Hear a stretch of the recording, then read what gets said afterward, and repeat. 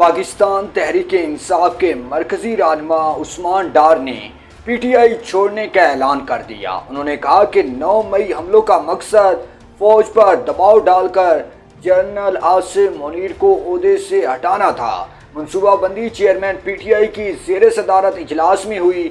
Media के मुताबिक उस्मान डार ने अपने बयान में कहा है कि 9 मई वाक़यात की मनसूबाबंदी चेयरमैन पीटीआई की ज़ेर सदारत ज़मान पाक इजलास में हुई। 9 मई एक शर्मनाक साने है जिसकी जितनी मजम्मत की जाए कम है। 9 मई वाक़यात एक ऐसा स्याह धब्बा है जिसको धुलने में वक्त लगेगा। जिस तरह इदारों पर हमले हुए इसके बाद पीटीआई की बुनियादें हिल गईं।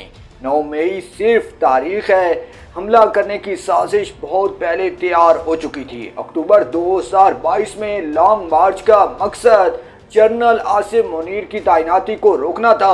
चेयरमैन पीटीआई रियासत मुखालिफ बयानिए को सपोर्ट करते थे।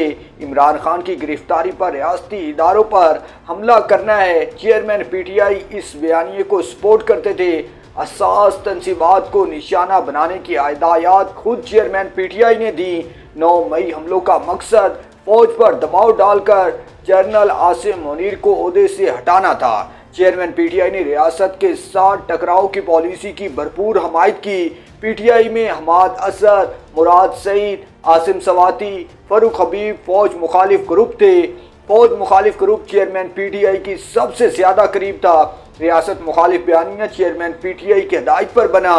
पीटीआई की मौजूदा सूरत हाल के जिम्मेदार खुद चेयरमैन पीटीआई है। चेयरमैन पीटीआई ने गिरफ्तारी से बचने के लिए ह्यूमन शील्ड इस्तेमाल की। चेयरमैन पीटीआई ने गिरफ्तारी से बचने के लिए वर्कर्स की जेन साजी की।